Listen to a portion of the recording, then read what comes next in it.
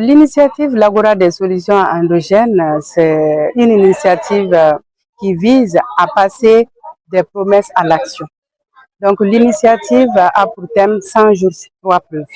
Il s'agit pour nous aujourd'hui de voir dans le cadre de la célébration du 8 mars, de dépasser les discours, de dépasser les sessions, les ateliers, les séminaires interminables et de passer directement à l'action pour l'amélioration sans condition de la vie des femmes et des filles au Mali. Parce que quand les femmes progressent, c'est le Mali qui avance. Donc cette initiative, on l'a fait avec le réseau des leaders traditionnels et religieux contre les DDG.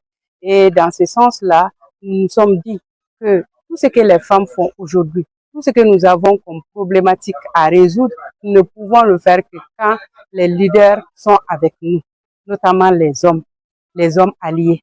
Et c'est dans ce sens que nous avons décidé aujourd'hui de faire 3 jours, de consacrer 3 jours à la célébration du 8 mars. Pourquoi 3 jours? 3 jours, d'abord les 2 premiers jours étaient consacrés à passer de l'action à la preuve. C'est-à-dire que quelque part, nous nous sommes dit que si nous contribuons à l'autonomisation économique des femmes, nous les aidons à briser beaucoup d'obstacles en lien avec les difficultés qu'elles vivent actuellement. Et nous avons décidé de faire en sorte que nous puissions former une centaine de femmes en marketing digital et en paiement mobile, couplé à la connaissance des droits. Donc, nous avons initié cette activité et nous avons eu 113 participants qui ont fait cette formation durant les 2 jours. Aujourd'hui, c'était la remise officielle de leur attestation, mais aussi c'était la remise officielle du rapport alternatif 2026 sur la condition de la femme malienne à Madame le ministre de la Promotion de la Femme, de l'Enfant et de la Famille. Ce rapport-là fait d'abord le constat, fait le cap sur la situation de la femme malienne. Ensuite, nous disons dans ce rapport aussi quels sont les obstacles auxquels les femmes sont confrontées et nous terminons le rapport avec des recommandations, des perspectives, avec une feuille de route claire que nous pouvons soumettre aux partenaires, au gouvernement, donc pour l'aide à la prise de décision. Donc dans ce rapport, ça fait un état lié de la situation, mais aussi ça propose des solutions.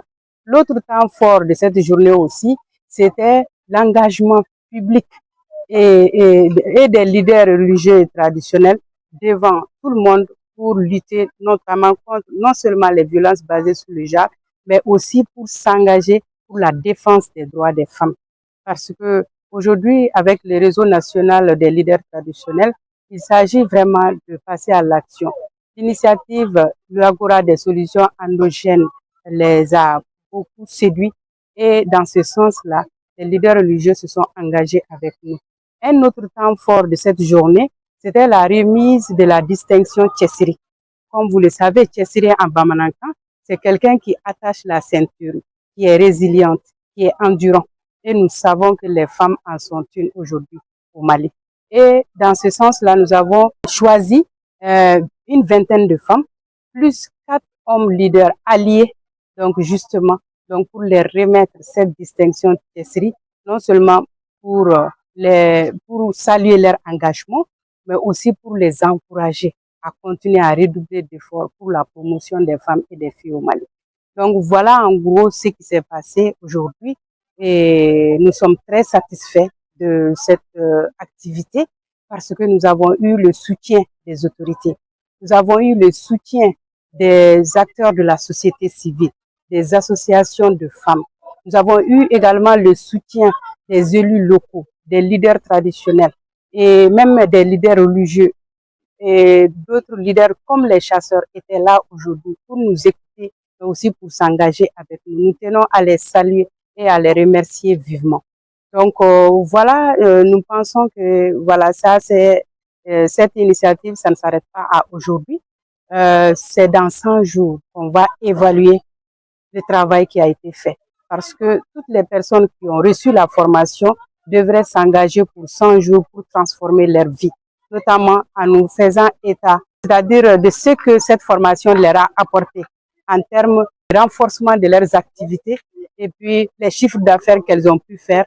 Et dans 100 jours, on va les évaluer et c'est en ce moment-là qu'on pourra dire qu'on a fait un impact.